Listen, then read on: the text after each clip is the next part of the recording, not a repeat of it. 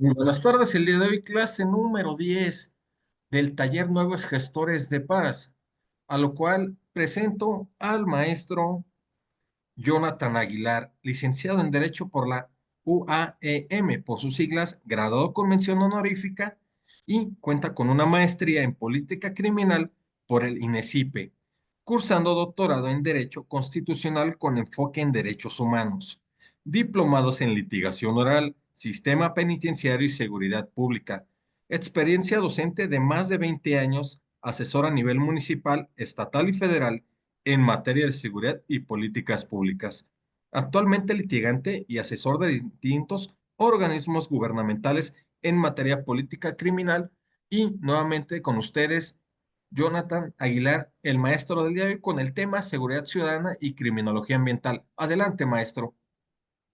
Muchas gracias, profesor. Le agradezco mucho la presentación y pues bueno, muy buenas tardes a todos. Es un gusto tenerlos aquí para abordar este tema y desafortunadamente pues es una clase muy corta, entonces pues nos vamos a brincar un poquito la etiqueta de hacer presentaciones y de que ustedes me hablen un poco de su experiencia y todo, pues debido a que se nos irían las 2 horas que tenemos de clase. Entonces vamos a entrar de lleno al tema y vamos a empezar, bueno, pues con esta materia que me han encomendado enseñarles, que es seguridad ciudadana y criminología ambiental. Entonces, lo primero que quiero hacer es empezar eh, con un poco de antecedentes para ver la información que ustedes traen previo al inicio de esta clase. Y me gustaría preguntar si alguien me puede decir qué es lo que entienden por criminología ambiental. Antes de cederles el micrófono, como podemos ver aquí en la primera diapositiva, el tema de hoy va a ser seguridad ciudadana, criminología ambiental y queremos ver los conceptos básicos, las teorías clave, algunos ejemplos prácticos y a final del día, por el perfil que ustedes traen, queremos ver cómo podemos enlazar esto con una cultura de paz. Parece muy complicado, pero créanme que no lo es algo que vivimos en el día a día, pero vamos a iniciar. Si alguien quiere participar, cedo el micrófono y si no tenemos voluntarios, bueno, pues yo empezaré a llamar los nombres de aquí de la lista que tengo para que me digan en concreto, quiero escuchar qué entienden ustedes por criminología ambiental, si me hacen favor.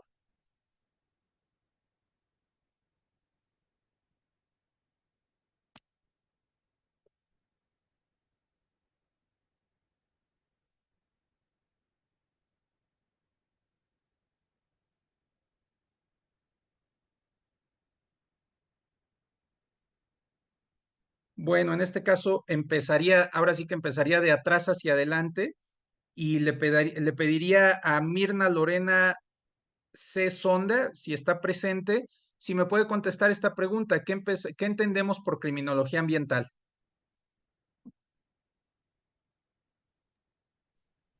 Buenas tardes, maestro. Muy buenas Pues, tardes.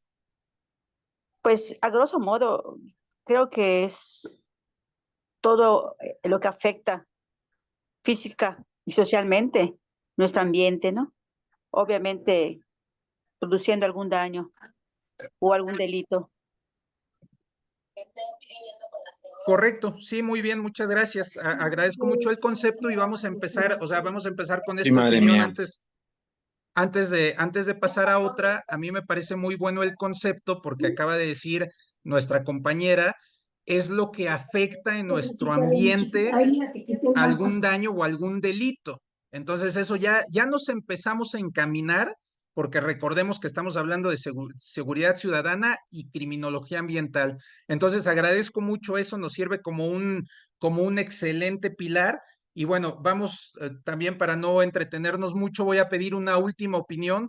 No sé si Jorge Martínez esté presente y nos pueda compartir qué entiende por el concepto de criminología ambiental. Buenas tardes a todos. Pues supongo que todas aquellas personas, empresas, organismos, estados que destruyen el medio ambiente a través del agua, de la contaminación ambiental, lumínica, eh, al agua, de los mares, de los ríos, etcétera. No sé, nunca lo había escuchado así unido al término ciudadanía, ¿verdad? Pero yo supongo que es eso, pero en ese sentido, pues todos somos criminales, ¿no? Muy buen punto, Jorge, y muy agradecido, muy amable por tu colaboración. Y fíjense que curiosamente a esto que dijo Jorge es a lo que quería llegar, porque ¿qué pasa? Cuando escuchamos el término criminología ambiental, o sea, pensamos en esto que acaba de decir Jorge, que puede ser un tema de contaminación, pues de no seguir las normas, inclusive en el tema de las emisiones dañinas de los vehículos, las fábricas, etcétera, etcétera. Pero ojo, mucho ojo, porque perdóname, Jorge, que vaya a hacer este ejemplo contigo, pero ahí estamos hablando de un tema ecológico. Aquí les voy a decir, en contraste con lo que nos dijo la compañera, la criminología ambiental efectivamente nos habla de cómo puede afectar el entorno a la comisión de un delito. Ajá. Estoy seguro que cada uno de ustedes en su ciudad conocemos áreas o conocemos colonias o conocemos ciertos territorios en donde dice, híjole, pues ahí no camines en la noche, ¿no? O ahí si vas, pues ten cuidado con tu celular. O ahí si vas, no bajes los vidrios. Entonces, realmente la criminología ambiental, el concepto de criminología ambiental es eso que estamos hablando. ¿Cómo afecta el entorno a lo que nosotros percibimos y a la seguridad que sentimos y en determinado momento a cómo puede afectar la comisión de un delito por las condiciones de nuestro entorno? Aquí yo les voy a hablar, yo sé que habemos compañeros de todos los estados del país o de muchos lugares, pero por ejemplo, yo les voy a dar eh, un caso muy claro de lo que podemos entender por criminología ambiental. Si ustedes recuerdan, en el 2017 volvimos a tener un temblor muy fuerte en la Ciudad de México que se dio pues prácticamente a 19 años del terrible temblor del 85. Y una cosa que sucedió, o sea, un fenómeno que sucedió, es cuando toda la gente estaba tratando de salir de la Ciudad de México por las distintas carreteras, o sea, llegaron personas oportunistas que mientras estaba el embotellamiento, mientras estaban todos los vehículos detenidos en las carreteras, empezaron a asaltar a la gente. ¿Por qué? Pues porque tengo, por decirlo así, o sea, tengo una situación que se presta, tengo una persona cautiva que no tiene hacia dónde ir, no tiene hacia dónde moverse, no se puede ir hacia enfrente, hacia atrás, hacia un lado, hacia el otro, y entonces eso facilita el que yo pueda cometer un delito. Entonces, quiero que empecemos a entender este concepto, que la criminología ambiental nos habla de cuando el entorno puede ir hacia dos lados. Puede ir hacia facilitar la comisión de un delito o puede ir hacia prevenir la comisión de un delito. Un claro ejemplo de lo que les estoy hablando y de lo que podemos ver aquí hay una teoría muy famosa que a lo mejor algunos de ustedes conocen, que se llama la teoría de la ventana rota. Les hago una pregunta. ¿Alguno de ustedes ha escuchado algo de esta teoría de la ventana rota? Yo no. No, profesor. Ok.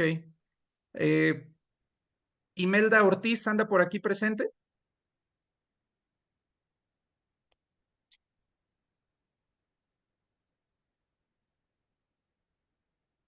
No, no hay problema. Pasamos al siguiente. ¿Andrea González anda por aquí?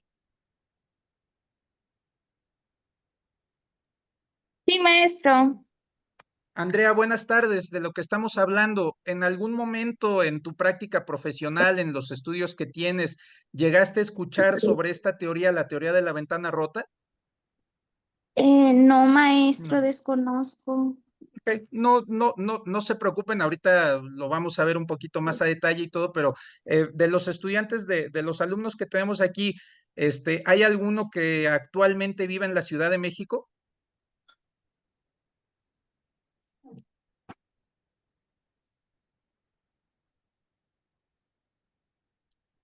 Jorge, ok, perfecto, Jorge. Bueno, hace algunos años, Perdón. sí, Mm, Jorge. Nada más, bueno, aquí dice Imelda que no funcionaba su micrófono. No sé si, bueno, ahorita nada más por la opinión vertida. Mil disculpas Sí, porque no tenía, la verdad, ni idea de no, lo no, que significaba, pero de entrada y ya cuando avancé la clase, sí, ya entiendo pues el concepto de criminología ambiental, bueno, el básico, a partir de lo que se nos ha dicho, ¿verdad?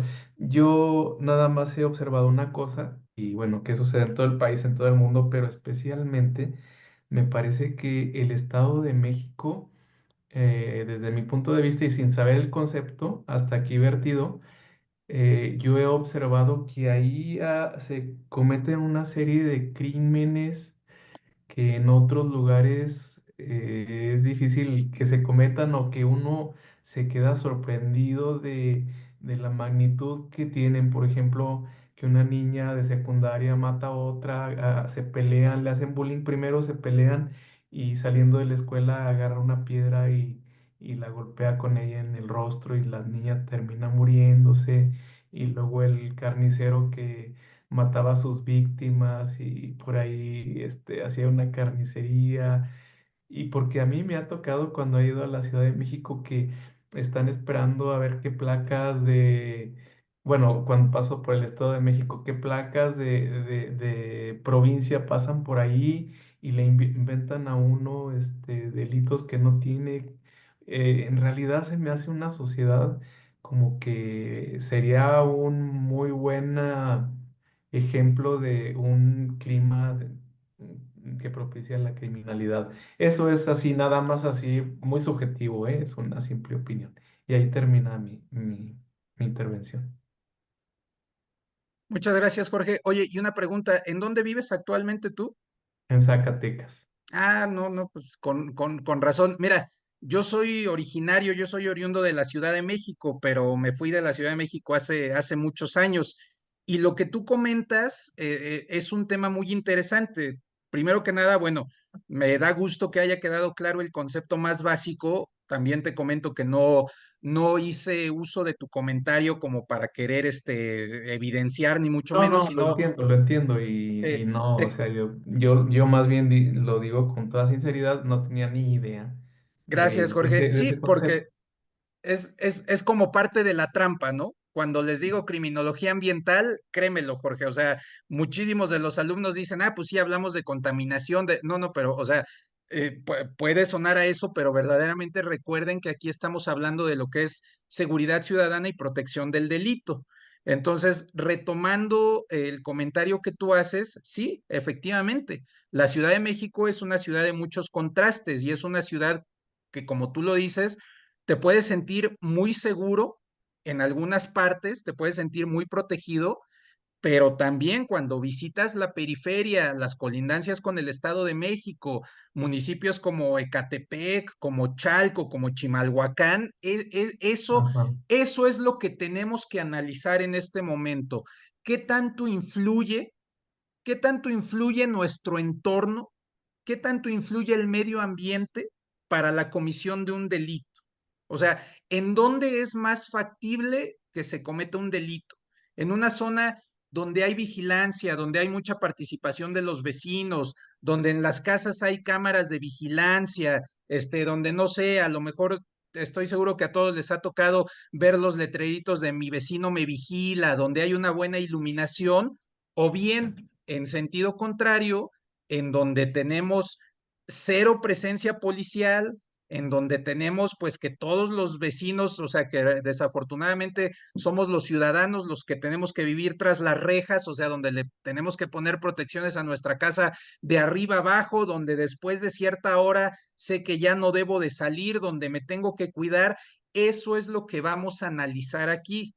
¿Qué tanto nuestro entorno es un factor para la prevención o para la comisión de delitos? Perdón, y la Yo, cultura, ¿verdad? Si se me permite una experiencia hablando de eso. Digo, porque por yo supuesto, supongo Jorge. que influye mucho la cultura también.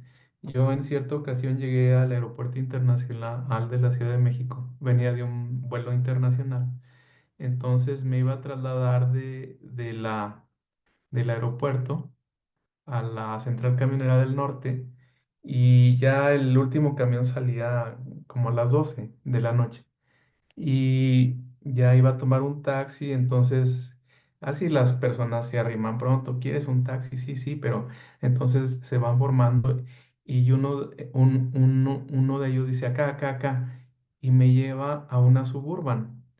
Y le digo, pero yo no quiero una Suburban, o sea, yo soy nada más el único pasajero y pues como que una Suburban pues es demasiado, ¿no?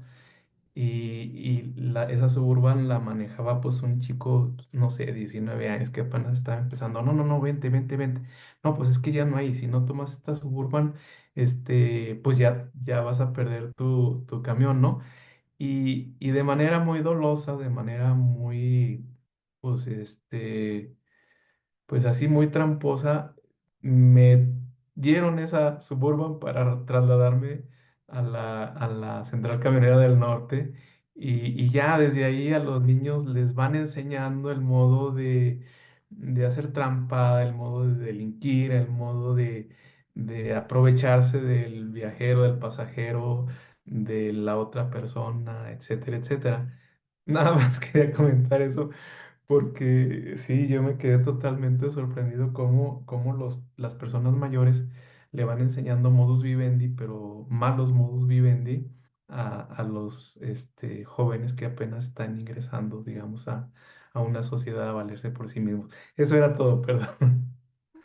No, no, te agradezco mucho tu participación y pues lo único que te puedo decir, siendo, como ya lo dije, siendo originario de la Ciudad de México, pues te tocó el chilangazo, te tocó la bienvenida, ¿no? Y eso es precisamente de lo que estamos hablando. Cuando tú me dices que esto es un tema que va pasando de generación en generación, ahí es donde tenemos que abordar el tema que ustedes están estudiando, porque tenemos que recordar, o sea, que la seguridad ciudadana no nada más me habla de crimen y castigo, ¿no? La seguridad ciudadana no nada más son los órganos de represión, no nada más es la fuerza policíaca y los órganos reactivos, o sea, cuando hablamos de seguridad ciudadana, esto es interesantísimo, Jorge, y me parece muy acertado, porque ¿en qué momento vamos a empezar a cambiar esa cultura de enseñarle, o sea, de enseñarle a nuestros hijos, a las generaciones que vienen, un enfoque diferente de esta tradición que dices, que casi casi parece que el delito, pues es un oficio que se hereda, ¿no? Es como ser carpinteros o ser plomeros y todo, pues igual, o sea, esta cuestión del crimen, o sea, parece que se va pasando de generación en generación y es de lo que se trata, pues esta materia y de cómo podríamos. Recuerden que esto es teoría, algunas cuestiones pues parecerán difíciles de llevar a cabo, pero pues se trata de analizar diferentes escenarios de cómo podríamos cambiar eso, ¿no? Eh, parece, parece algo chusco, pero es como la señora que está platicando con su amiga y le dice, no, pues es que mi esposo renunció a su trabajo porque pues ya no le gustaba su trabajo y entonces la amiga le dice, ¿y a qué se dedicaba tu esposo? Dice, ah, pues se dedicaba a robar micros, ¿no? O sea, entonces eso es algo así o sea, ya tan común como lo que dices, como parece un oficio de cómo tenemos que ir enseñando a las generaciones y pues el reto aquí en esto que estamos estudiando, es decir, cómo podríamos cambiar ese enfoque y cómo podríamos empezar a cambiar el entorno, pues para generar ambientes seguros, para generar ambientes de protección en vez en lugar de riesgo. ¿Me entienden? Y por eso en esta presentación que estamos viendo es lo que dice la seguridad ciudadana, más allá del crimen y castigo de la policía y de los órganos de represión, estamos hablando de un enfoque preventivo. ¿Cómo podemos empezar a prevenir? Pues justo con lo que acabas de mencionar, Jorge, con la participación ciudadana y el respeto a los derechos humanos. Este es un concepto amplísimo, ¿no? O sea, si yo hablara de respeto de derechos humanos, bueno, pues desafortunadamente vivimos rodeados de instituciones que día a día violan de manera sistémica los derechos humanos. Entonces, a lo mejor estamos siendo muy idealistas o nos estamos viendo como que muy utópicos, pero podemos empezar ¿qué podemos hacer para generar el cambio en esos entornos? Parecería imposible, sobre todo en ciudades grandes como la Ciudad de México, como Guadalajara, como Tijuana, como Monterrey, pero sin embargo, pues tenemos que recordar, o sea, si no empezamos con un granito de arena, pues bueno, estos van a ser vicios como los que dijo Jorge, que van a seguir heredándose de generación en generación en generación y pues nunca vamos a ver un cambio, ¿no? Y pues creo que tenemos que preocuparnos cada uno de nosotros desde nuestro muy particular ámbito de influencia, ¿qué podemos hacer pues para empezar a generar un cambio en este tipo de entornos, ¿no? Va a parecer una, o sea, va a parecer una broma o va a parecer publicidad, pero si ustedes han venido a Ciudad de México, cuando van saliendo de la Ciudad de México por una estación muy grande que se llama Indios Verdes, ustedes ven hacia la izquierda y el dueño de las farmacias de similares, pues pintó todo un cerro con una cara feliz del doctor Simi, ¿no? Entonces pudiera parecer algo absurdo, pero si ustedes voltean hacia un lado y ven todas las casas grises, todas las calles de terracería, todos los grafitis sin un solo orden y a la izquierda voltean y ven esta cara sonriente del doctor Simi, dice, ah, pues es algo que alegra, ¿no? Pues es algo que cambia esa percepción de estos ambientes de los que estamos hablando, que pueden facilitar la comisión de delitos a algo tan sencillo como pues como esto que estamos hablando de empezar a cambiar nuestro entorno, ¿de acuerdo? Entonces, bueno, para empezar a entrar en el tema, no sé si haya alguna pregunta o algún comentario de lo que hemos visto hasta ahorita. Todo en orden. Perfecto. Gracias, Montserrat. Entonces, bueno, vamos a continuar. Y entonces vamos a empezar a entender este tema. La seguridad ciudadana no es la policía. La seguridad ciudadana no es nada más, o sea, sí es parte de, pero no son nada más las instituciones de gobierno. O sea, es también la sociedad. ¿Quién nos protege frente a los delitos, frente a la violencia y frente a las amenazas? Yo les hago una pregunta, como les dije, no vamos a tener mucho tiempo de conocernos por el tiempo tan corto de la clase, pero si ustedes piensan, independientemente de su edad, si ustedes piensan 10 años atrás, hace 10 años nosotros no veíamos lo que pasa hoy en día, que un taxista se para y quiere asaltar a una joven y hay 10 cámaras a su alrededor viendo, y hay 10 personas con celulares grabando lo que está pasando.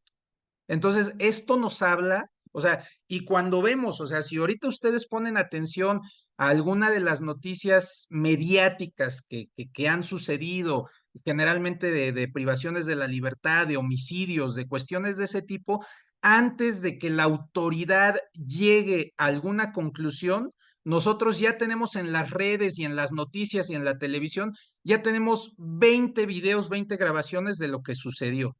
Entonces, ¿qué es lo que está pasando ahí? O sea, esa es una participación activa de la sociedad. Si ustedes se fijan, los grandes asuntos mediáticos utilizan mucho material que no necesariamente viene de las instituciones gubernamentales.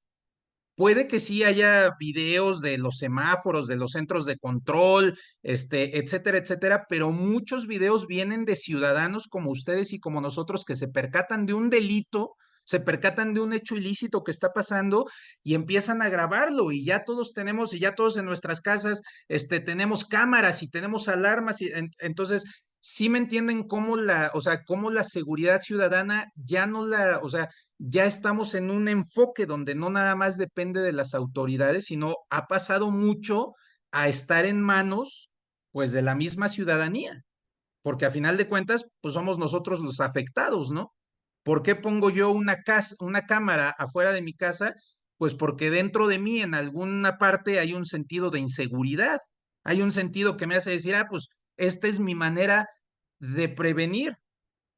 Cuando hablábamos de la teoría de la ventana rota y cuando les preguntaba que si alguno de ustedes era o vivía actualmente en Ciudad de México, es porque la teoría de la ventana rota es una de las corrientes criminológicas más antiguas que hay y más famosas y de las que más estudios se han hecho, pero es algo muy sencillo. Dice, si yo voy caminando por una calle y veo una casa donde hay vidrios rotos, quiere decir que en esa cuadra, que en esa colonia, pues hay crimen, porque hubo alguien que tuvo la oportunidad de agarrar una piedra, aventarla a la ventana, romperla, y entonces está cometiendo un delito. O sea, el entorno favorece para que se cometa un delito.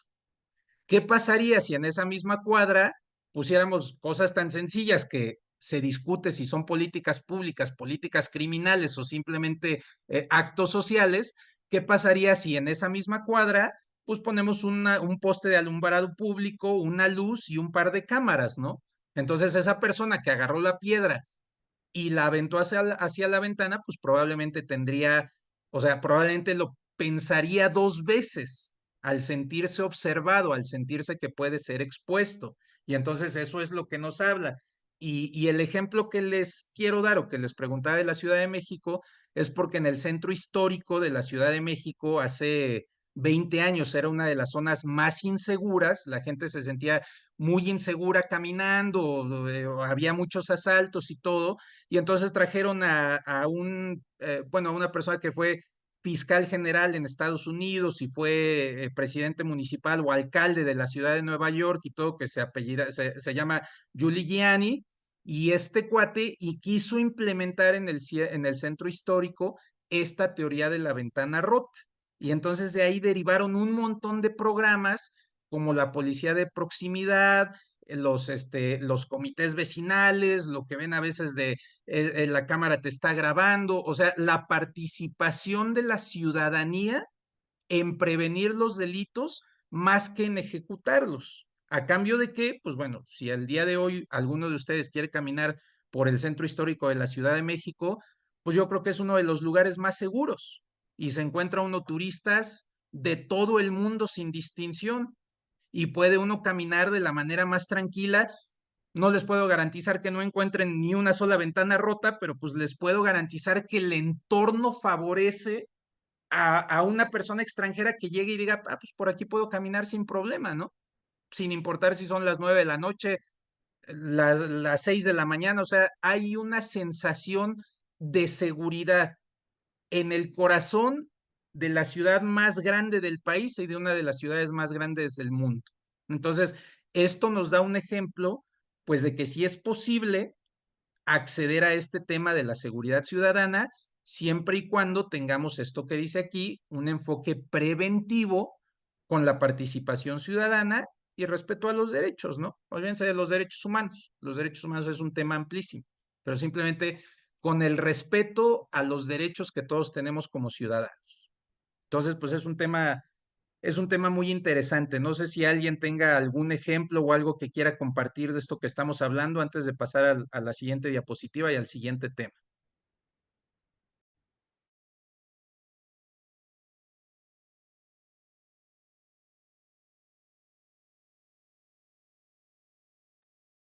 Bueno, vamos a seguir adelante y vamos entonces a empezar a conocer un poquito más y a entender cuáles son los pilares de la seguridad ciudadana y nada más por si existiera la duda, por si a alguien le quedaba la duda, seguridad ciudadana y seguridad pública, pues estamos hablando básicamente del mismo concepto.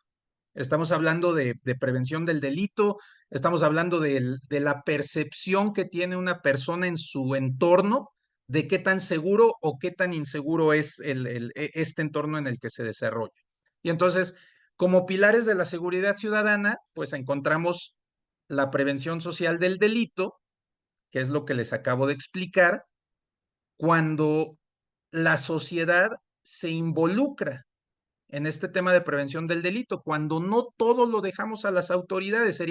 Sería muy ingenuo de nuestra parte si pensamos que la autoridad va a estar a cargo, que la autoridad se puede encargar de todo este tema de prevención, persecución y castigo de cuando se comete un delito. O sea, no sería humanamente posible. La sociedad tiene que involucrarse en el tema de prevención del delito.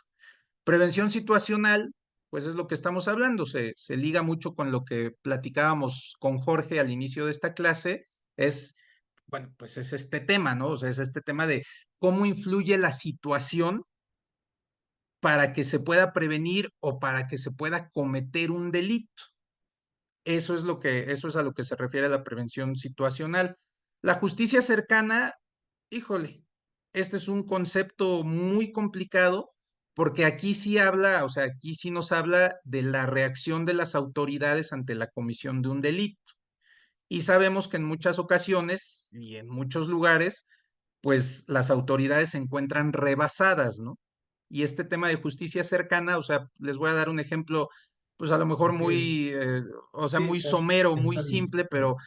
pues vamos a decir que No, encuentro a un chamaco pintando un graffiti en mi pared, pues le voy a hablar a la policía y la policía va a venir, lo va a arrestar si bien le va en el caso de que sea mayor de edad. ¿Y qué va a pasar? Pues probablemente nada, ¿no? O sea, probablemente aquí este es uno de los temas estructurales que más necesitaríamos fortalecer, hablando de consecuencias y sobre todo adaptado al sistema de justicia penal que reina en nuestro país, porque tenemos que, o sea, tenemos que tomar muy en cuenta, cuando yo les hablaba, por ejemplo, de esta teoría de la ventana rota, si nos remontamos a una ciudad como Nueva York, que es una ciudad, es una de las principales ciudades de Estados Unidos, con una gran población y con un gran número de delitos que se cometen, pues tendríamos que analizar un poquito cómo funciona el sistema de justicia penal en Estados Unidos. El sistema de justicia penal en Estados Unidos es un sistema retributivo, es un sistema en donde si una persona comete un delito, entonces viene la justa retribución. O sea, el encargo, la encomienda de las autoridades es exclusivamente castigar a esa persona y en determinado momento aislarlo de esa sociedad con la finalidad de prevenir que pueda provocar un nuevo daño. Por eso es de los pocos países en donde ustedes todavía ven que se tiene la pena de muerte. ¿Qué pasa en un sistema retributivo? Nos vamos a remontar al código de Hammurabi, o sea, de ojo por ojo, diente por diente, ¿no? Estados Unidos es uno de los pocos países donde tú tomas una vida, entonces yo como autoridad te voy a castigar quitándote la vida. O sea, yo no tengo interés en tus derechos humanos, en la situación, en lo que pasó. O sea, yo simplemente estoy encargado como autoridad de ejercer un castigo que sea proporcional a lo que tú hiciste. Ese es un sistema retributivo, es la justa retribución. Entonces, por eso ustedes estoy seguro que han visto algún documental o alguna noticia donde lo que decía Jorge, un alumno de secundaria mata a uno de sus compañeros y entonces lo llevan a juicio, o sea, lo llevan ante los tribunales y lo juzgan como si fuera un adulto. Olvídense de lo que tenemos en México, de la justicia especializada en materia de adolescentes y que para ser juez debo de tener una certificación incluso para litigar y defender a un infractor adolescente. Yo tengo que estar preparado para saber cómo voy a asegurarme de que el sistema proteja sus derechos, ¿no? En Estados Unidos dicen, no, no, no, no, en Estados Unidos, o sea, cometiste un delito y tienes 15 años, pues no importa, te voy a elevar a la categoría de mayor de edad y te voy a juzgar como mayor de edad y si es necesario condenarte a muerte, te voy a condenar a muerte porque necesito ejercer esa retribución, necesito restaurar ese daño que tú causaste en la misma medida que lo causaste y te tengo que aislar de la sociedad.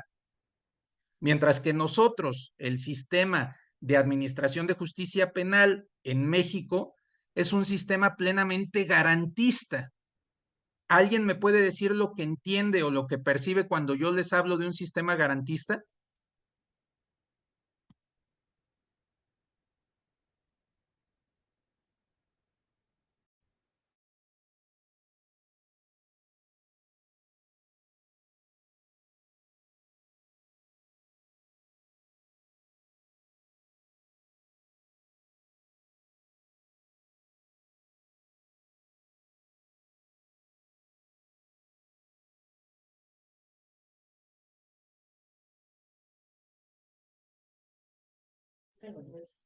Eric, ¿se encuentra por aquí? Eric Vega presente.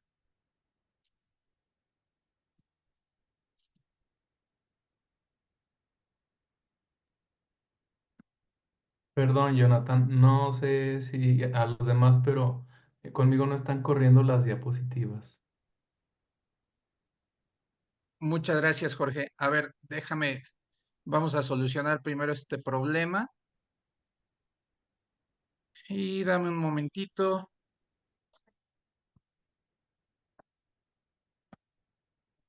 ¿Qué tal ahí, Jorge? ¿Ahí las ves? Sí, Dígame, ya, maestro, ¿todo bien? sí, No. gracias. Ok, Ya. excelente. No, no, al contrario. Muchas gracias por el comentario y ya saben, cualquier cosa, aquí estamos. Entonces, quedamos que Eric no anda por aquí en este momento, ¿verdad? Ok, David Palomares anda por aquí. Hola, buenas tardes. Sí, aquí estoy y lo entiendo como si fuera pues algo que nos garantizan, ¿no? Como el cumplimiento. Exacto, mira, perdóname, no te quiero poner así bajo el reflector, pero sí voy o sea, quiero indagar un poquito más, porque sí estás bien, efectivamente es una garantía, pero ¿qué es lo que nos garantiza? Cuando te digo que nuestro sistema de administración de justicia penal es un sistema garantista, que tú me hablas de que pues es algo que nos garantiza, que protege, pero ¿qué es lo que protege o qué es lo que garantiza nuestro sistema o lo que busca garantizar? Pues se supone que tendría que garantizar nuestros derechos. Efectivamente, nuestros derechos, con mucho respeto, ya ahí el maestro Frank hizo favor de leer mi semblanza, de hacerles mi presentación, entonces esto lo digo desde mi muy particular punto de vista, efectivamente, de garantizar mis derechos, aunque sea una persona que haya secuestrado a otra, o aunque sea una persona que haya violado a un menor, o aunque sea una persona que haya asesinado al hijo de otra persona, ¿correcto? O sea, aquí es donde viene esta pregunta. O sea, sí, somos un sistema garantista y efectivamente, o sea, de lo que me habla, o sea, de lo que me habla el sistema, como ustedes se dan cuenta, y si ustedes me da mucha pena que no voy a tener el tiempo de conocer los antecedentes de cada uno de ustedes, pero digo, desde mi muy particular enfoque, que yo soy abogado, hubo una reforma muy intensa en materia de seguridad pública y administración de justicia penal en el año del 2008, bajo el gobierno de Felipe Calderón, en donde todo el sistema cambia y cambia a este sistema, al sistema que llamamos el día de hoy acusatorio adversarial, y entonces donde viene una nueva ley y donde básicamente, o sea, se los digo como criminólogo y como litigante, donde la esencia de esa reforma es que el criminal pues no tenga que ir a la cárcel. Es donde el criminal cometa un delito y pues lo saquemos para que pueda cometer otro, a lo que se le llama la teoría de la puerta giratoria, ¿no? O sea, tengo un cuate que comete un delito, entra, circula por esa puerta giratoria que es el sistema y vuelve a salir a cometer otro, y vuelve a entrar y vuelve a salir. Entonces, ese es nuestro tema en esta cuestión de seguridad ciudadana. ¿Cómo podemos fortalecer este tema de prevención del delito si aparentemente pues el sistema está a favor de proteger los derechos humanos, pues sí, de todos, sin importar si somos criminales, y este tema, o sea, de desahogar mucho el sistema penitenciario cuando el profesor Frank hizo la presentación de mi semblanza, por ahí escucharon que tomé un diplomado en Derecho Penitenciario en la Suprema Corte de Justicia de la Nación, y nos habla de eso, de desahogar el sistema. El sistema estaba tan colapsado que necesitábamos una válvula de escape, y esa válvula de escape pues fue esta reforma al sistema de justicia penal, en donde la cárcel ahora pues está reservada únicamente para delitos de alto impacto, y eso pues pensando en un mejor de los casos, ¿no? O sea, aclarando que no siempre pasa, porque hablamos de esto, nuestro sistema pues es un sistema garantista, es un sistema que busca proteger los derechos de una persona sin importar quién sea, los derechos humanos, y pues yo no puedo juzgar, yo no les puedo decir si el sistema retributivo es mejor que el sistema garantista, o que un sistema mixto, o que un sistema con participación del pueblo. O sea, yo no puedo hacer ese juicio de valor, pero quiero poner pues ante ustedes para que valoren hacia dónde vamos caminando y cuál es nuestra situación actual, especialmente para ustedes que son el medio, que son el vehículo para llegar a una justicia de la paz. Nosotros estamos hablando, yo considero que nosotros al hablar de temas de acuerdos reparatorios, de justicia restaurativa, nos hace falta mucho como sociedad. Nos hace falta un sistema de justicia más robusto para poder alcanzar estos temas. Pero bueno, pues a final de cuentas, para esto estamos todos aquí, escuchando y escuchándonos unos a otros y viendo este tema. Antes de que pase a la siguiente diapositiva, ¿hay alguna duda o algún comentario sobre este tema? Pues yo soy maestra actualmente de primaria y lo relaciono con que ya no puedes reprobar a los niños, que por más mal que estén, que no vayan avanzando, pues no puedes hacer pues más que apoyarlos a que avancen, pero a veces es poco el apoyo que le puede dar uno a algunos alumnos. Entonces yo lo llevo más como de ese lado. Por supuesto, y es una cuestión, digo, tomando el ejemplo que tú nos das, pues es una cuestión en donde empieza a lo mejor nuestra frustración ante el sistema, ¿no? Porque entonces, digo, vamos a ponerlo, a final de cuentas estamos hablando de prevención del delito y de seguridad ciudadana y de criminología ambiental, entonces, pues son temas que no son, que yo los quiera asumir, pero que no podemos ignorar. ¿Qué pasa si a ese alumno que tú no pudiste reprobar el día de hoy, o sea, que tú no le pudiste poner un límite, una barrera, pues qué pasa si el día de mañana empieza con un comportamiento antisocial, sin llamarlo delito todavía, pero entonces como no lo puedo reprimir, o sea, como no puedo tener esos límites porque puedo afectar su desarrollo, su autoestima, etcétera, etcétera. ¿Qué pasa si eso mañana se convierte en una conducta antisocial y si en un futuro esa conducta antisocial se convierte en una conducta criminal, en un delito? Entonces, pues, o sea, ¿en dónde estamos fallando, no? Estamos fallando en no aplicar esa medida, pues esa medida correctiva cuando nos estamos percatando o entonces ya somos nosotros los que estamos mal por querer reprimir ese tipo de conductas. Y de alguna manera, bueno, pues aquí es donde vuelve a caer todo en lo de cultura de la paz. Necesitamos círculos, o sea, si ya no se nos es permitido que tengamos una educación más rigurosa, más estricta, como a lo mejor muchos de nosotros la tuvimos, bueno, pues tenemos que buscar la alternativa y tenemos que tener esos espacios públicos para actividades comunitarias, para educación, para prevención, para capacitación, pues a final de que podamos evitar que esa persona, que ese niño que reprobó hoy, pues el día de mañana empiece a golpear a sus compañeros y a no obedecer al maestro y más y más y más hasta, o sea, yo pienso que no hay personas que nazcan criminales, ¿no? Yo siento que en su entorno se empiezan a dar una serie de situaciones que si no son atendidas y contenidas, pues entonces van empeorando y se van convirtiendo cada vez en algo más y más y más hasta que no lo aseguro, no digo en el 100% de los casos, pero que en ocasiones pues pueden convertirse pues, en delincuentes o en personas que son propensas a cometer delitos, ¿de acuerdo? Bueno, pues vamos a seguir adelante. Y aquí está, espero que todavía ande por ahí Jorge. Entonces aquí vamos a dar esta respuesta ya más concreta, en donde ya nos preguntamos qué es la criminología ambiental. Y entonces ya hablamos que es una rama de estudio dentro de la criminología, del estudio del crimen, del estudio de por qué sucede el fenómeno criminal.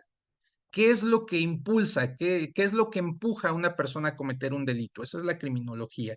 Y entonces tenemos que la criminología ambiental es una rama de esta ciencia, es decir, es una de las tantas vertientes que hay en la que se analiza cómo nuestro entorno físico puede influir en la comisión de un delito.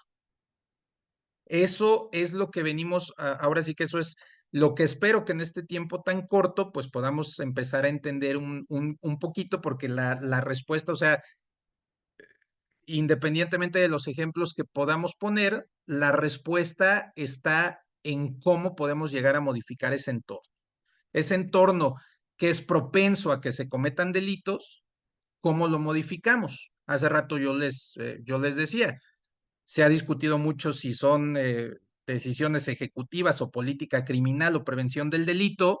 Si tengo un callejón muy oscuro en donde asaltan mucho, pues puedo poner un poste de luz, un foco que ilumine todo el callejón y una cámara, y entonces eso ayudaría, o sea, el entorno cambia, el entorno ya no es propenso para que una persona se esconda y cometa un asalto, un robo, una violación, un delito, o sea, si entendemos, bueno, es una pregunta retórica, o sea, si entendemos cómo nuestro medio ambiente puede favorecer o puede prevenir la comisión de delitos, y entonces podemos decir que la criminología ambiental se enfoca en el espacio donde ocurre el crimen, no en el delincuente.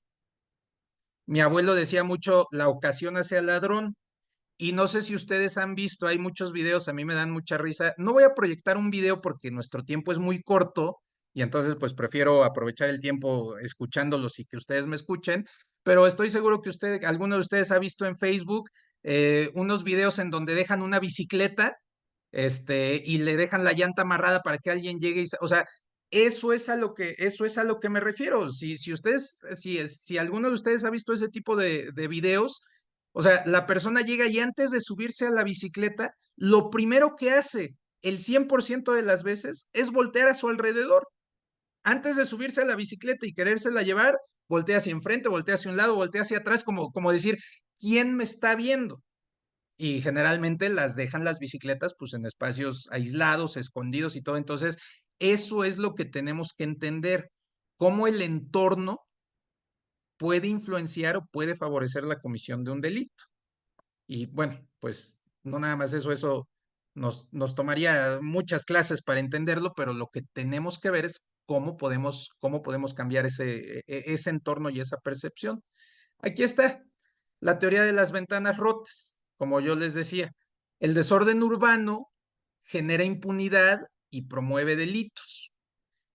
Si yo sé que en todas las ciudades, en la ciudad en la que ustedes estén, yo sé que hay zonas donde ustedes dicen, yo puedo ir a caminar aquí sin problemas y puedo andar de noche y puedo andar solo y no pasa nada. Y hay áreas o hay zonas donde dicen, no, hombre, ahí pero ni te acerques, ¿no? Hasta toda la gente de la ciudad está, no, no, no, por ahí ni te metas. O sea, entonces, esto es de lo que se trata, de cómo el desorden urbano propicia la comisión de delitos y genera impunidad. Y parece algo muy sencillo, pero desafortunadamente es algo que está insertado en nosotros y en nuestras instituciones, pero de una manera terrible. Yo estoy seguro que en su ciudad les ha pasado que dicen, cuando hay una balacera en tal colonia, ¿qué hace la policía? No, hombre, pues ni se acerca, ¿no? Ni se mete, se espera a que se acaben de balacear y ya cuando se termina se acercan. ¿Por qué? Por esto, por el desorden urbano y la sensación de impunidad.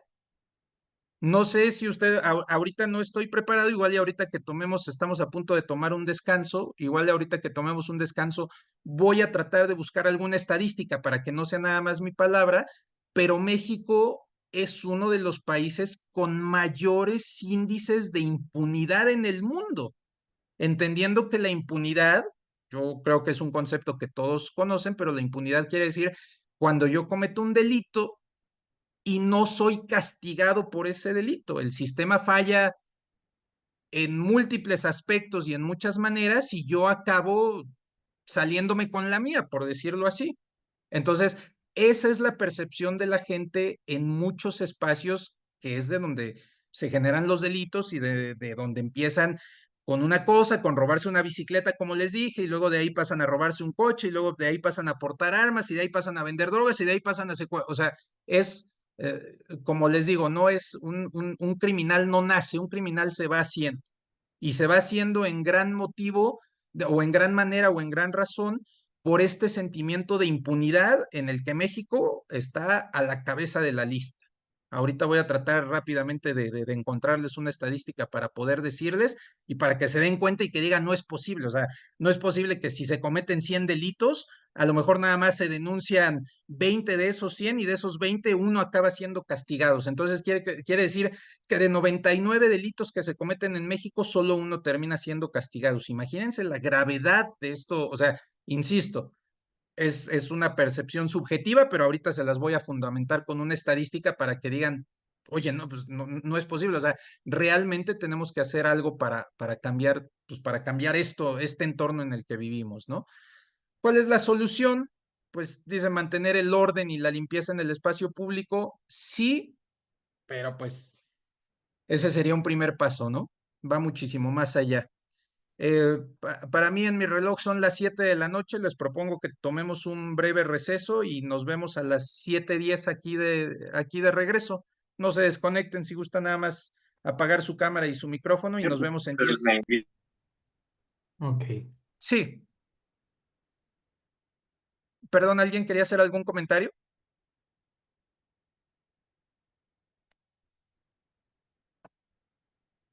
Adelante, maestro, nos vamos a break y volvemos. Serían 10 minutos, 7:10. Perfecto, profesor Francisco, muchas gracias. Regresamos en 10.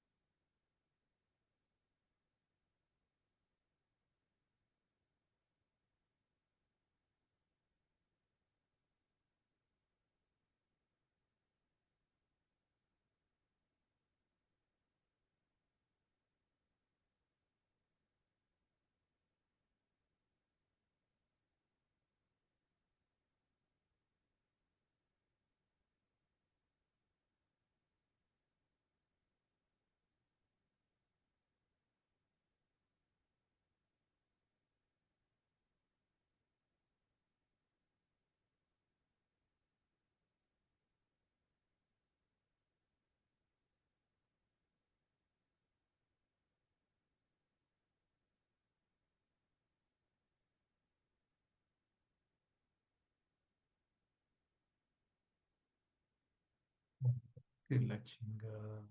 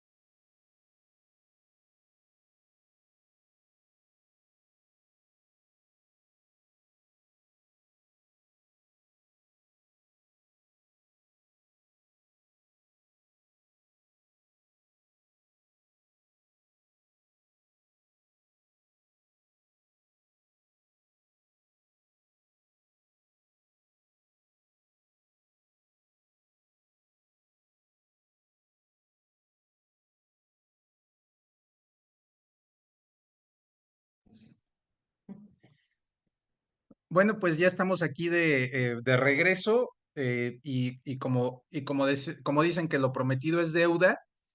Fíjense, encontré una muy buena estadística que viene de la Organización para la Cooperación y el Desarrollo Económico, la OCDE. De seguro todos ustedes la han escuchado nombrar.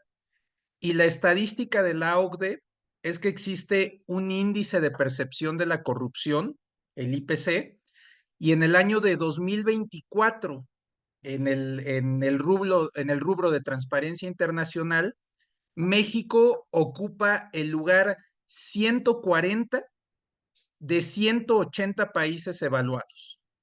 quiere decir que esta posición nos coloca como uno de los países con el peor desempeño en transparencia y combate a la corrupción dentro de los países que forman parte de esta organización. O sea, imagínense, si el uno, no sé, ahorita lo puedo buscar si tienen la duda o alguien me puede ayudar a buscarlo, pero vamos a decir que el uno sea Dinamarca, o sea, que Dinamarca sea el país con menos corrupción, ellos están en el número 1, nosotros estamos en el 140. O sea, ahí les da una idea de lo que yo les estaba comentando. Y por otro lado, digo, esta fuente, porque pues el tiempo del receso fue muy corto y no estaba preparado, pero encontré una ONG, una organización no gubernamental que se llama Impunidad Cero, y ellos publican un estudio que se llama El tamaño de la impunidad en México. Y o sea, su encabezado dice, en México no se denuncia el 94% de los delitos que se cometen y menos del 1% son resueltos. Les voy a leer no vamos a leer todo ahorita o al final de la clase a través del maestro Francisco les hago llegar las ligas para que ustedes se puedan documentar más, pero fíjense lo que dice así en el primer párrafo. Dice, en México, de cada 1000 delitos, perdón, de cada 1000 delitos que se cometen, solo 6.4 se denuncian. Y de cada 100 delitos, perdón, y de cada 1000 delitos que se denuncian, solo 14 se resuelven. Esto quiere decir que la probabilidad de que un delito cometido sea resuelto en nuestro país es de tan solo el 0.9%. De este tamaño es la impunidad en México. Este estudio es del 2022. O sea, no es de este año, pero pues tampoco es de la década pasada. O sea, estamos hablando de hace 2 años, ¿no? Entonces, ahora sí que como dice el artículo, de ese tamaño es la impunidad en México. ¿Se imaginan ustedes que de 1000 delitos que se cometen, o sea, solo el 0. O sea, no estamos hablando que ni uno se resuelve, ¿no? Yo actualmente, como se los comentó el maestro Francisco, actualmente mi actividad principal es el litigio y cuando llegamos a llevar asuntos penales, al día de hoy, si yo voy y presento una denuncia para una carpeta de investigación, probablemente esa denuncia es, pues no sé, ahorita que estamos a mitad de año, llegando a cerca de mitad de año, va a ser como la denuncia número 60,000 para una fiscalía para una fiscalía estatal de justicia, ¿no? Entonces, imagínense de ese número de delitos que se denuncia, cuántos se mueren en el camino y realmente cuántos llegan a verdaderamente tener un castigo. Entonces, sí es preocupante, o sea, sí es una situación de la que nos debemos ocupar, en que pues si tenemos este sistema de alguna manera tan roto, tan fallido, pues entonces creo que sí vale la pena apostar por cuestiones de prevención, ¿no? Y entonces por eso tenemos teorías como la prevención situacional del delito, en la que nos habla todo lo que estamos hablando, vuelve a caer en lo mismo, modificar el entorno para dificultar el delito.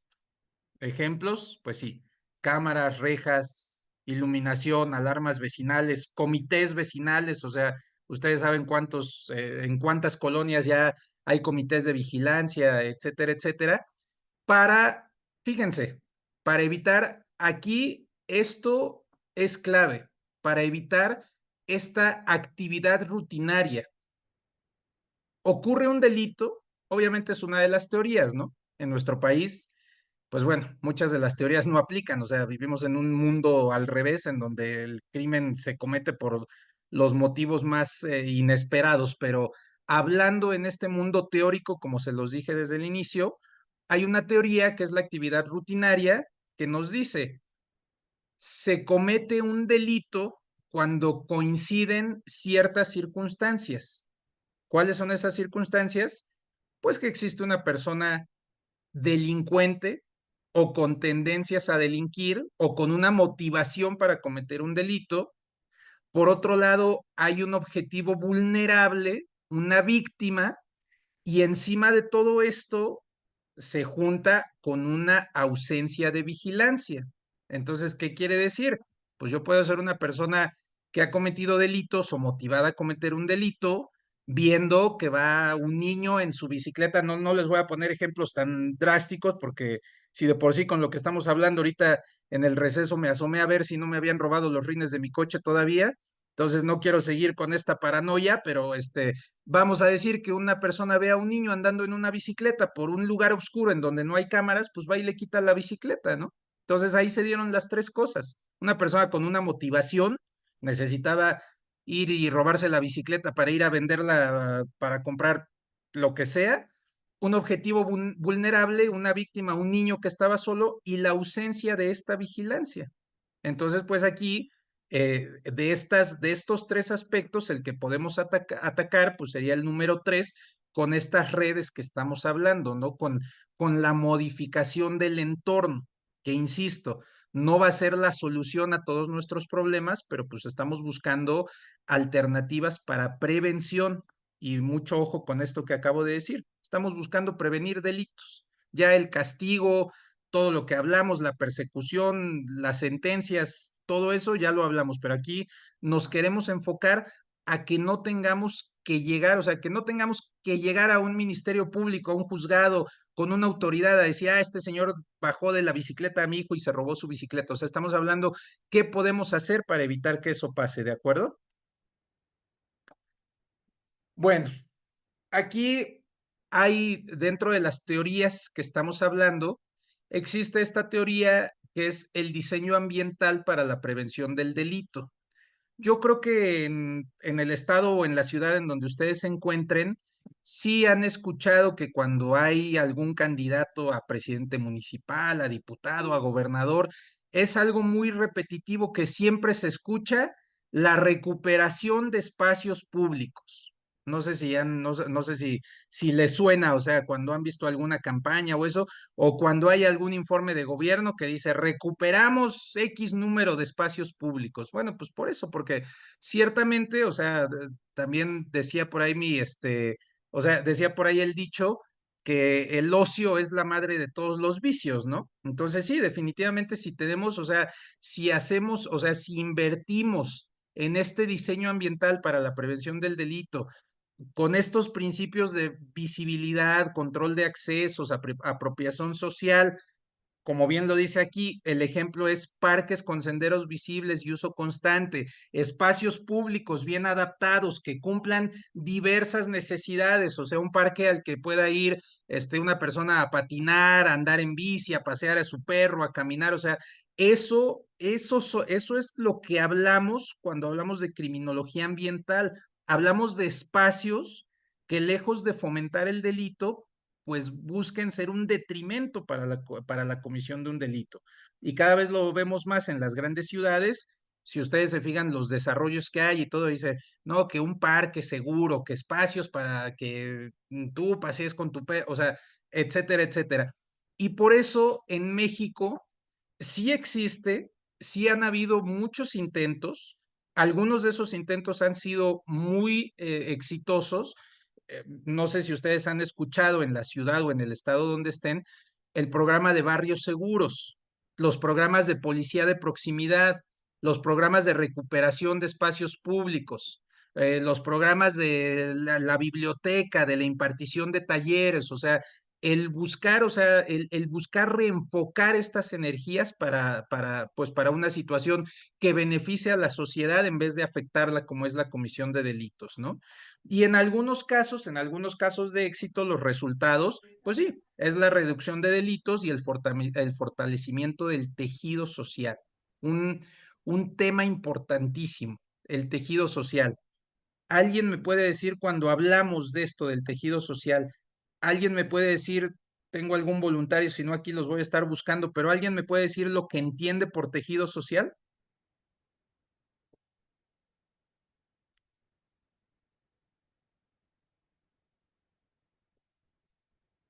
No sé si Gonzalo se encuentre por aquí.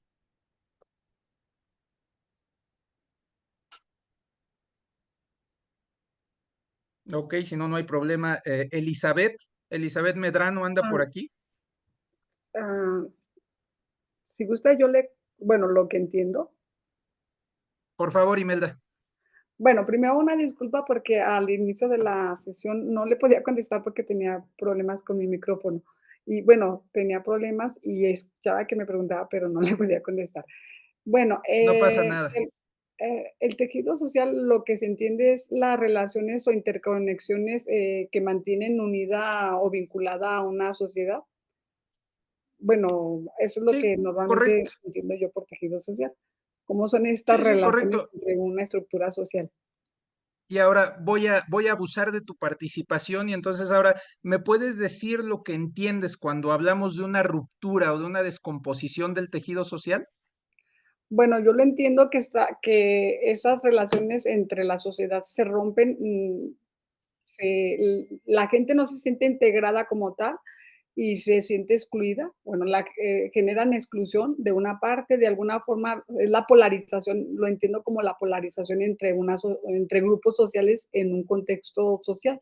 Cuando a lo mejor unos se dicen, no, cuando solemos decir, no, esos son unos nacos, con eso no te juntes, o con ellos no te unas, o esos son de otra clase social, y la gente se empieza como a desarticular en ella y a verse como enemistados, como con aquellos no me junto, ellos no son, esos son de otro grupo, lo que sea, pero entonces lo entiendo, la ruptura del tejido social como esa desunión entre toda la comunidad y la sociedad. Entiendo que cuando el tejido social está bien estructurado, la gente se siente parte de una comunidad, se siente unida, se siente integrada, se ayudan, se colaboran. Pero cuando se da esa ruptura, al contrario, se marginan, se excluyen, unos se sienten diferente a los otros y se genera una lucha entre estas segregaciones de la sociedad. Correcto, te agradezco mucho, Imelda, y te prometo que ya no voy a abusar de tu buena voluntad, es mi última pregunta. ¿Y tú piensas que esta ruptura del tejido social puede contribuir a la comisión de delitos? Sí, totalmente. Cuando la gente está cohesionada, bueno, cuando hay cohesión social, de alguna forma se ayudan, se colaboran, se crean redes de apoyo, se cuidan entre ellos y cuando se da la ruptura, bueno, se da esa ruptura entre la sociedad, claro que sí, porque hay como enemistad y es más fácil que la gente pues, pues, haya robos, haya delincuencia, porque tú no sientes esa solidaridad con el vecino o esa amistad o con el que vive en tal o cual colonia. Entonces hay más bien ese rechazo. De hecho, bueno, es muy común que haya esa ruptura entre ciertos grupos o estratos sociales y, y como estás enemistado con el otro grupo social, tiendes más a romperle el vidrio, a destruirle su carro. Entonces, sí, yo creo que algo que ayuda mucho para que disminuyan los robos, la inseguridad, es generar cohesión social o recomponer el tejido social. Creo que es una de las cosas que más dañan la sociedad.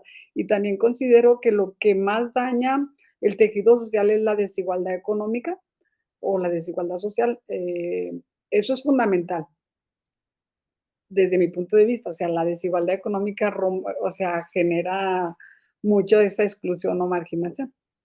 No sé si me di a entender. Perfectamente, Imelda. Pudiéramos hablar, yo le voy a poner un título a lo que tú dijiste y espero no equivocarme, pudiéramos hablar incluso hasta de un resentimiento social, ¿no? Exacto, no había encontrado la palabra, pero sí se da un resentimiento cuando la gente siente que la han excluido de una estructura económica o social o que el otro tiene más que tú porque te ha robado, lo que sea. Entonces se genera ese trauma social o ese resentimiento y entonces, pues le rompo el vidrio, le ensucio, le rompo las, las ventanas. Sí, creo que esa es la palabra, un resentimiento social se genera por esa desigualdad social o económica o por esa pobreza, exclusión o marginación. Correcto. Y definitivamente un factor que puede influir en la comisión de delitos. ¿Y cuál es la única solución que podríamos tener? Tú ya lo dijiste muy claramente, la cohesión. ¿Y cómo pudiéramos llegar a esa cohesión o reconstrucción de ese tejido? Pues sí, a través de programas, a través de educación o a través de tratar de rescatar pues espacios y personas, ¿no? Porque hablamos de recuperación de espacios sociales y espacios públicos, pues sí, pero no debemos perder de vista a las personas que ocupan esos espacios, ¿no?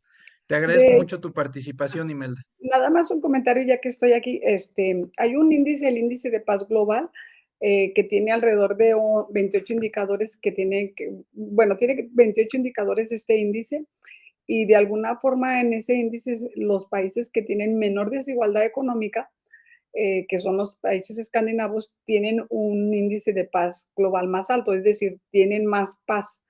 Y los países donde hay más desigualdad económica tienen mayor inseguridad bajo ese índice de paz global que existe a nivel mundial. Bueno, eso sería Oye, todo. Gracias. y de casualidad, o sea, ¿esa es nada más para países escandinavos o europeos o figuran todos los países en ese No, índice? el índice de paz global está aplicado a todos los países a nivel mundial y en Ok, ese, digamos que los países con el índice con mayor paz, se puede decir, son los países escandinavos donde hay menos desigualdad social, pero es a nivel mundial.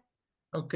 ¿Y de casualidad sabes México dónde se ubica en ese No, índice? no recuerdo dónde se ubica, pero sí, desafortunadamente, sí hay mucha, o sea, están los países muy inseguros. Y que claro, los más inseguros son los de Medio Oriente, ¿verdad? Claro, sí, por razones diferentes, ¿no? Por O sea, diferentes. Sí, ahí nos vamos a meter en otro tema completamente distinto, que es la motivación, o sea, las causas del delito, que aquí en México, pues son, sí, son, que ya son, sería son- son- otro contexto, porque hay toda una cultura ahí de ellos, ¿verdad? Entonces serían otras causas, pero sí, pero no tengo el dato, pero sí está muy interesante ese índice y creo que tiene que ver mucho con este tema que se está tratando.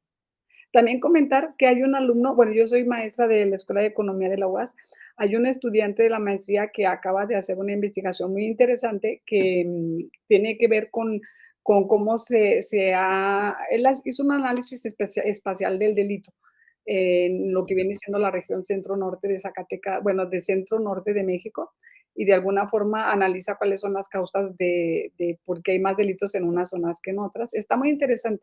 Entonces, sí, quería decirle que si por favor podría poner sus datos para luego contactarlo y poder platicar al respecto porque él está haciendo ahora su doctorado en estudios del desarrollo, pero su investigación de licenciatura, de maestría, que fue sobre el delito en la región centro-norte, la está extendiendo para el doctorado. Entonces, si pudiese poner sus datos para luego contactarlos, si es posible. Con todo gusto, Imelda, antes de que cerremos la sesión, les paso todos mis datos, mi nombre, mi celular, mi correo electrónico, mi tipo de sangre, les doy todos mis datos a todos. Y aparte, dile a tu alumno que lo esperamos con mucho gusto para que nos pudiera dar una plática, para que pudiera Sí, participar. Está súper interesante ese tema, ¿eh? sí, sí, exacto. Pues Eh, agradezco mucho gra- y felicidades. Ha encantado su tema, felicidades. Muchas gracias, Imelda. Bueno. Pues seguimos adelante. Hay dentro de todos los comentarios que hizo Imelda muy profundos y muy interesantes, ¿hay alguna retroalimentación? ¿Hay alguien que quisiera agregar algo más antes de que sigamos adelante?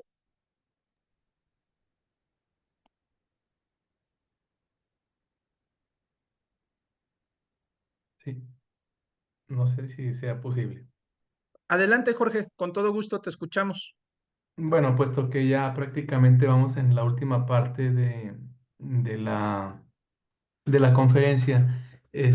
A mí siempre sí me ha llamado mucho la atención el Estado de Derecho porque yo digo que es como la parte nodal de que haya en una sociedad paz, porque a fin de cuentas la paz empieza por la administración de justicia y por el Estado de Derecho. Entonces, en ese sentido, yo creo que a pesar de que sí, más allá de que uno esté a favor o en contra de un partido, de un gobierno o de X partido, yo considero que el talón de Aquiles de la sociedad mexicana sí es precisamente la corrupción y sobre todo la impunidad, porque sabemos que cualquier persona, sobre todo los personajes políticos grandes, empresarios, etcétera, que delinquen en México, ya cuando uno ve pues que fulanito está acusado de tal robo, tal delito, tal,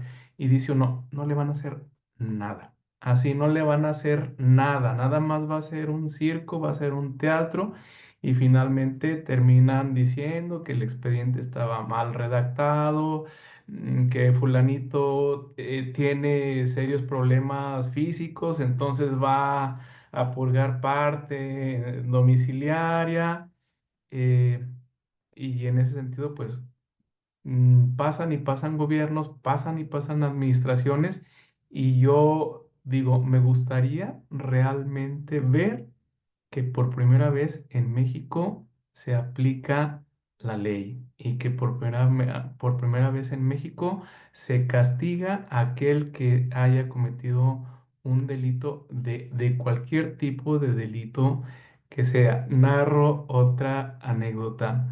En una ocasión que estábamos en una presentación de un libro de Raúl Salinas de Gortari. Él escribió un libro que se llama Guillén de Lampart, El reclamo de justicia, que por cierto lo editó la Universidad Autónoma de Zacatecas en conjunto con otra editorial. Y él decía que el problema desde que México es colonia de España es precisamente ese reclamo de justicia, que ya no es una cuestión que se dé de 60, 70, no, se da desde cientos de años atrás, ¿no?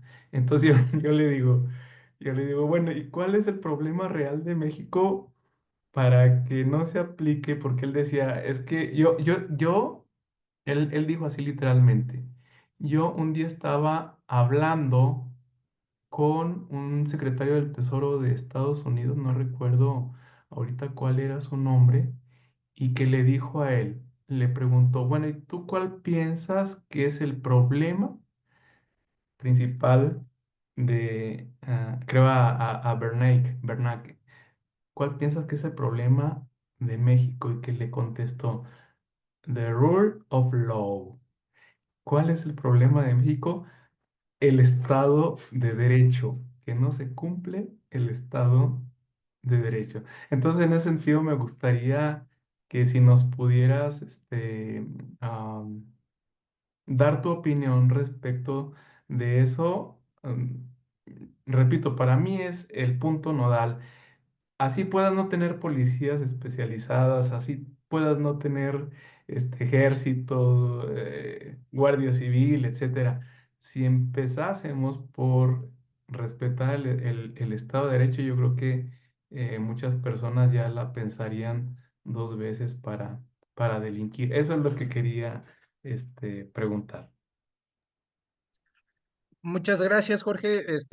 Dijo, para contestar esa pregunta necesitaría pedirle al maestro Frank que nos diera otras 8 horas para poder discutir esto a profundidad. Pero mira, voy a tratar de ser muy concreto. Como tú dijiste, estamos en la recta final de esta plática y voy a decir 3 palabras que estoy seguro que muchos de ustedes van a conocer. Bueno, no 3, voy a decir muchas más, pero voy a empezar con 3.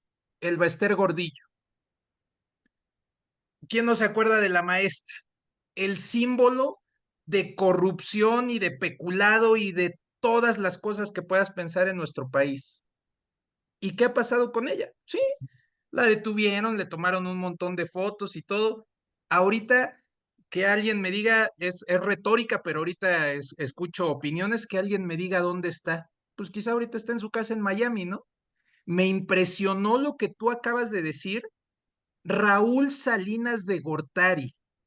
¿En cuántos países, yo sí me preguntaría, Jorge, en cuántos países el hermano de un presidente ha sido acusado pues de crímenes tan severos? Y la verdad que ahí ha habido muchas fallas, pero ahí por lo que sea, por taparle un ojo al macho o lo que sea, pero Raúl Salinas de Gortari se aventó media vida preso, ¿no?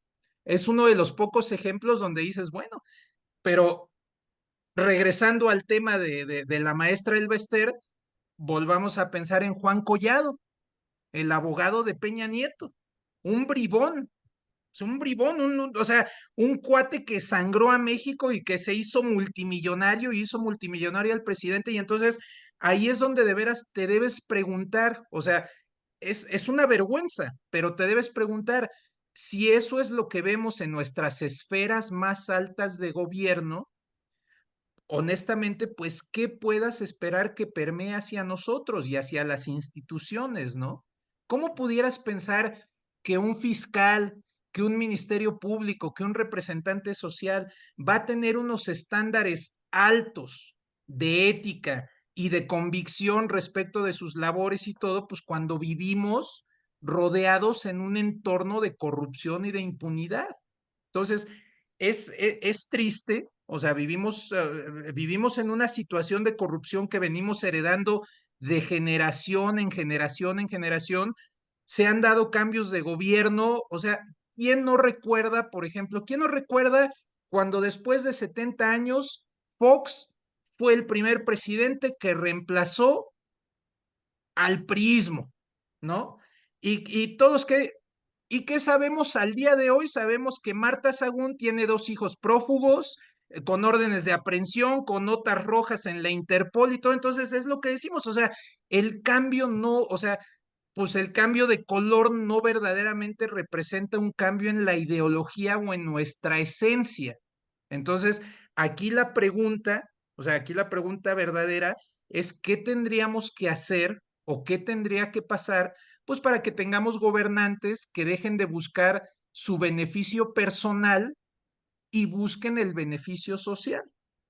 Hace muchos años a mí me tocó dar clase, creo que en preparatoria o en los primeros semestres de licenciatura en Derecho, una clase que todos ustedes seguro tomaron, que se llama Problemas socioeconómicos y culturales de México.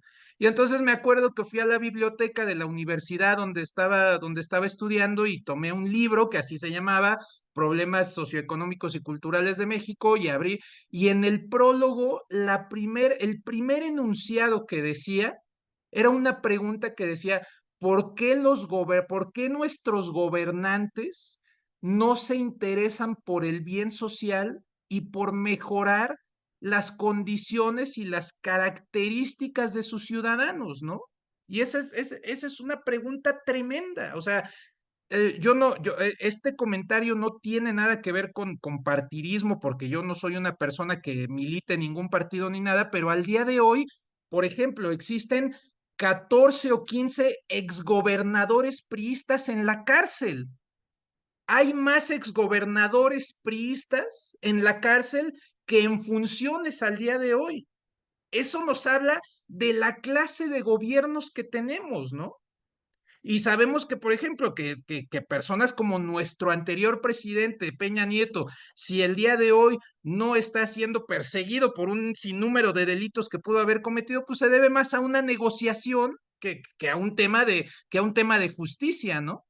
Entonces, sí venimos heredando, o sea, sí traemos una carga social y cultural tremenda de que estamos o sea, ya sabemos cómo normalizar el delito. O sea, para nosotros ver la comisión de delitos en el día a día es una cuestión habitual. Es una cuestión que pues lo vemos como pasa el camión, ¿no? A ese grado ha llegado la comisión de delitos en nuestra sociedad. Y pues digo, como les dije al principio, pudiera parecer idealista y todo, pero para esto están estudiando todos ustedes, pues para ver estas alternativas. Si realmente la solución no está en las instituciones, pues a lo mejor tenemos que empezar a buscar o a rascarle un poquito más desde antes, ¿no? Tenemos que empezar a ver, a final de cuentas, la materia de esta plática, pues es la prevención del delito y la cultura de la paz. Entonces, a lo mejor tendríamos que empezar a apostarle un poquito más a eso. Y bueno, pues antes de ver estas conclusiones que yo les voy a presentar, pues sí me gustaría saber si hay algún otro comentario o alguna otra retroalimentación, antes pues ahora sí, de empezar con el cierre de esta plática.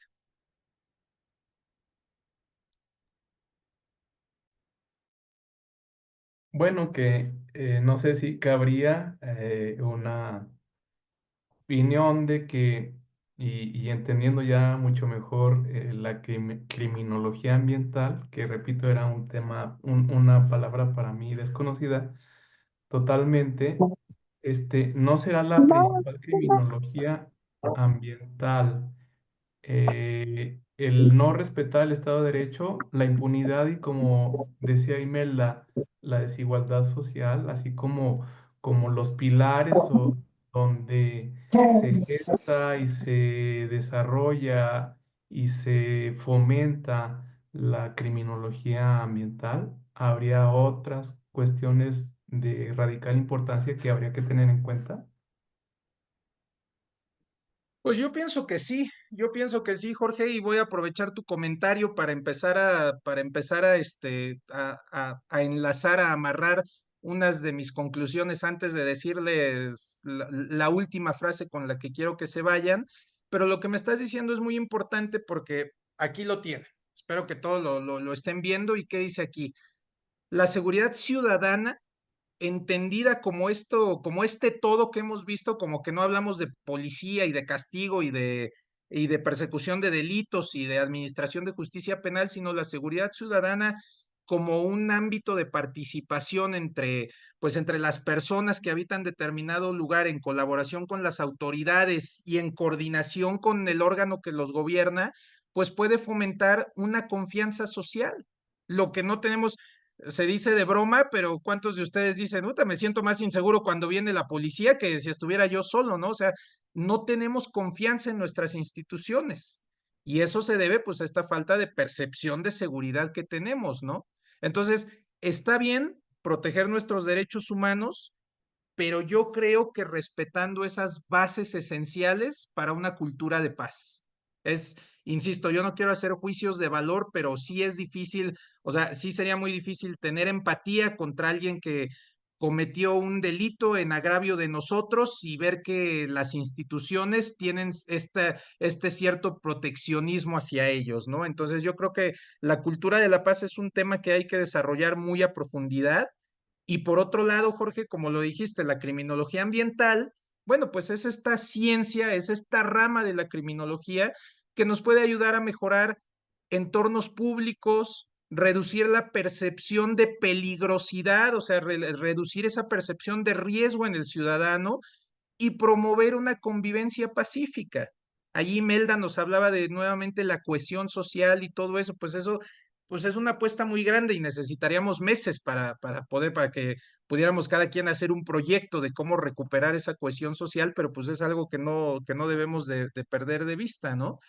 Sin olvidar que ambas estrategias previenen el delito, reducen las tensiones sociales, que era lo que yo le preguntaba a Imelda, yo le hice la pregunta, ¿tú piensas que estas condiciones contribuyen a la comisión de los delitos? Y ella dijo, sí, sin duda alguna, ¿no? Entonces, reducir esas tensiones sociales y reforzar los valores, valores como el respeto, la cooperación y la responsabilidad. Esto es un tema que hablamos mucho de las nuevas generaciones y es sumamente preocupante ver cómo estos valores que nos rigen, pues ya no están permeando hacia las nuevas generaciones, ¿no? O sea, ya las nuevas generaciones, o sea, tú trata de hablarles de temas como estos de respeto, de cooperación, de responsabilidad y no nada más a los menores, o sea, no nada más a los menores, en todos los ámbitos, pues hay una, o sea, en nuestra sociedad gobierna y reina un entorno de apatía por la persona que tengo junto, que es, pues que es terrible, ¿no? O sea, que es tremendo ver cómo ya no nos interesamos por alguna necesidad o por algo que yo pueda hacer por el prójimo, no, vivimos muy ensimismados, vivimos en nuestra propia burbuja y se han perdido todos estos valores como pues la cooperación, la cohesión social que decía Imelda, y pues aquí lo que tenemos que hacer es desarrollar estrategias. Ojalá que todos ustedes que están estudiando pues estos temas de cultura de la paz, pues podamos generar nuevas estrategias para volver a reconstruir y para la cohesión de ese tejido social del que hablamos, ¿no? Entonces, nuestra idea central, la idea central de esta plática es que idealmente, o sea, si tuviéramos un entorno seguro y ordenado, pues eso a lo mejor nos facilitaría la resolución pacífica de conflictos, ¿no? Que es algo, yo sí pienso, yo sí pienso que es algo que está adquiriendo cada vez mayor poder, mayor relevancia, pienso que es algo que ustedes pueden hacer. Quien aquí, perdónenme si no me acuerdo, pero quien me decía que era maestra, que estaba dando clases, que estaba en la docencia, bueno, pues desde ahí sí podemos, o sea, sí podemos influir en esta manera en la que resolvemos conflictos, ¿no? En esta materia de prevención, o sea, en esta materia o sea, de apostarle a cómo puedo ayudar a la resolución pacífica de un problema, ¿no? Eso a mí me parece fundamental, es algo que yo pienso que la sociedad está perdiendo y que es en donde debemos, pues en donde debemos invertir, ¿no? Y por último, sin pasar por alto que la participación ciudadana, pues también es fundamental. O sea, no podemos nada más echarle la culpa. Ahorita hablamos y perdónenme si me explayé un poquito con mis opiniones personales, pero tampoco podemos nada más culpar todo en lo que vemos o en los que están arriba o en los órganos de gobierno, ¿no? O sea, nosotros como ciudadanos y sobre todo, se los digo a ustedes, si se involucraron como gestores de la paz, pues hay una responsabilidad en empezar a cambiar eso desde abajo, ¿no? Hay una responsabilidad en empezar a generar estrategias que nos puedan ayudar, pues a que esto tiene que cambiar. No vamos a poder, o sea, ojalá y no sigamos cayendo del número 140 al número 150 o 160, ojalá y vayamos para arriba, sería nuestro ideal, ¿no? Y la construcción de comunidades solidarias, bueno, pues ¿qué les digo? Fundamental, pero desafortunadamente a veces en México, pues tenemos esta diferencia entre estratos sociales, que, o sea, México es un país que tiene una riqueza que a veces avergüenza y una pobreza que avergüenza, ¿no? O sea, tenemos unos contrastes en las ciudades grandes que uno a veces no cree que se encuentre en la misma ciudad cuando transita de un lugar a otro, ¿no? Entonces, ese es el reto de ver cómo, pues digo, es una utopía de decir cómo derrumbamos esos muros, pero pues de ver cómo, pues cómo educamos a la gente, pues para tener una mayor empatía, una mayor construcción de este tejido social, y pues bueno es, es con la responsabilidad con la que se quedan ustedes. Yo voy a cerrar con una frase que me gusta mucho, pero antes de que yo cierre, quisiera escuchar a alguno de ustedes sus últimas participaciones respecto de esta plática.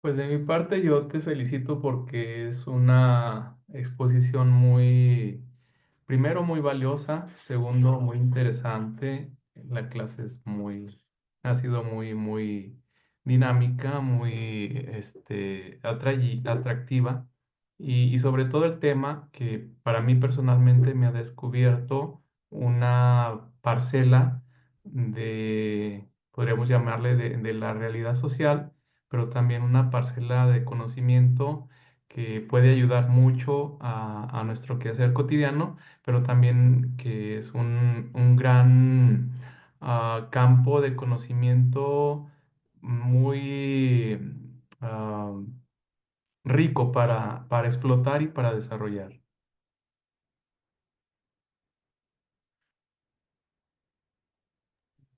Muchas gracias, Jorge. De verdad que agradezco tus comentarios y los comentarios de todos. Y cuando les dije que iba a cerrar pues, con una de mis frases favoritas, y creo que es algo que los va a sorprender, no me la voy a aventar así luego, los voy a poner a sufrir un poquito, pero no sé si alguno de ustedes hayan escuchado del físico, del matemático, del filósofo que se llamaba Pitágoras. Yo creo que todos le batallamos en la prepa con el teorema de Pitágoras, ¿no? O sea, y ahorita me van a decir, bueno, ¿y por qué está mencionando Jonathan a Pitágoras? Pero sí más o menos ubican o alguien le trae buenas o malas memorias a este nombre de Pitágoras. Sí, ya te vi a ti, Jorge. Pues fíjense nada más cómo, bueno, como hombres del Renacimiento, ¿no? Que no destacaban en una ciencia, que destacaban en muchas, pero fíjense después de tantos cientos de años, una frase de Pitágoras que es con la que me gustaría cerrar.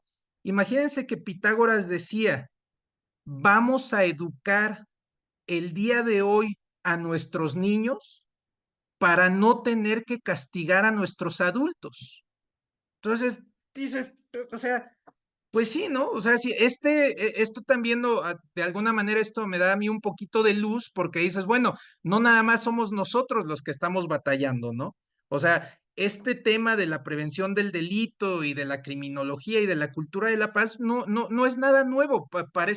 parece ser un tema como que estamos empezando a explorarlo y todo, pero la realidad es que no es de hoy, ni es una tendencia de este nuevo milenio, ni nada. O sea, es algo que tiene pues siglos en estudio y en tratando de concretarse y todo, y pues yo me quedo con eso. Tratemos de educar, tratemos de cambiar, educar por supuesto que es una palabra muy complicada, pero tratemos de cambiar la visión de estas nuevas generaciones pues para tener un mejor futuro, ¿no? Dependemos, aquí me da mucha pena que no tuve tiempo de conocerlos a mayor profundidad a todos ustedes.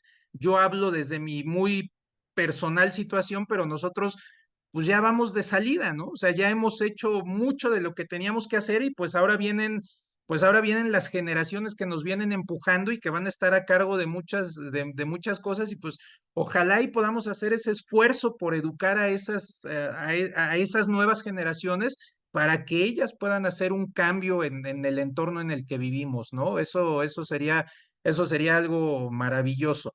Yo les agradezco mucho a todos ustedes, Jorge, Imelda, David, Eric, todos los que participaron, a los que no tuve oportunidad de conocerlos, pero les agradezco muchísimo su atención y pues es una labor, les toca como gestores de paz, les toca estar pues en una profesión dinámica, en una profesión llena de retos, en una profesión en la que nunca van a estar estáticos y ojalá que sigan con este ánimo y con este empuje y pues que podamos todos dejar una mejor sociedad y un mejor lugar para todas estas generaciones que vienen, ¿no?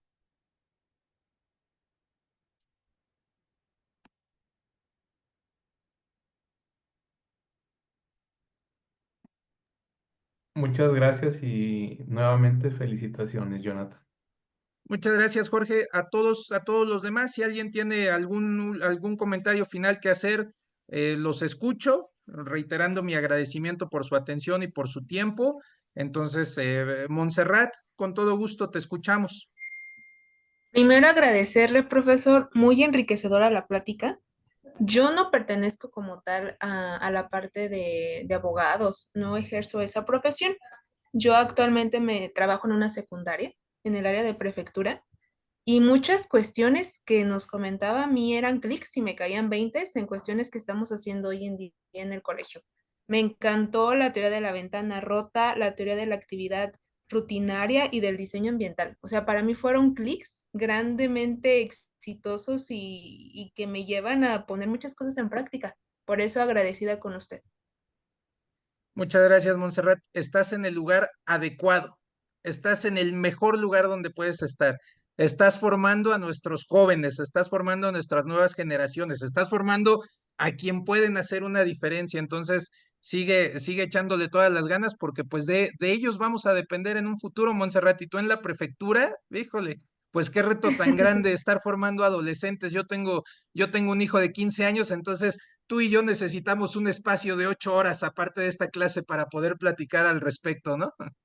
Claro que sí, profesor. Muchísimas gracias. Gracias a ustedes. ¿Alguien más que tenga un último comentario antes de irnos?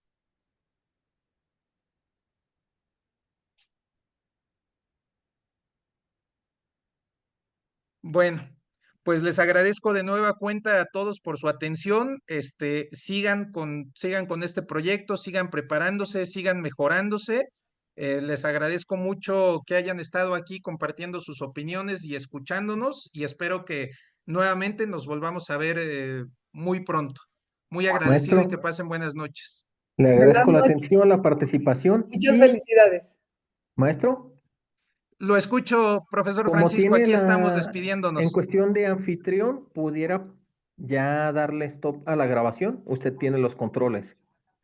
Con todo gusto, profesor Francisco, muy agradecido por esta oportunidad, por haberme permitido dar esta plática y haber interactuado con este grupo tan diverso, con todas estas opiniones que enriquecen. Le agradezco mucho la oportunidad y que pasen muy buenas noches todos. Y me voy con este pequeño aprendizaje. Yo siempre, y les externo, el ponerle atención a las políticas públicas de acuerdo a quien te gobierna para saber si es que verdaderamente van por... Yo lo conocí aquí en Guadalajara, lo que usted me hablaba de los espacios seguros, y lo plasma la Universidad de Guadalajara, en algún tiempo lo quiso ejemplificar. senderos seguros. Ese fue con el nombre que ellos le dieron ruta a lo de espacios seguros estudiantiles. Fíjese que curiosamente sí recuerdo ese programa de la Universidad de Guadalajara y bueno, pues es que tenemos un campo tan amplio, maestro, y tenemos tantas oportunidades de poder aportar algo, por eso hablaba con sus alumnos y decirles que ellos que han decidido tomar este camino, esta guía de ser gestores de la paz, pues hay un campo tan amplio en donde podemos aportar para hacer una diferencia que digo, qué bárbaro, el agradecido soy yo, le agradezco mucho esta oportunidad. Entonces, maestro, finalizamos el día de hoy, la última clase. Usted cerró de manera satisfactoria y les deseo a todos muchísima suerte y estamos viéndonos pronto nuevamente, maestro Jonathan, y a cada uno de los presentes. No sé si ya pudo darle pausa más bien stop a la grabación.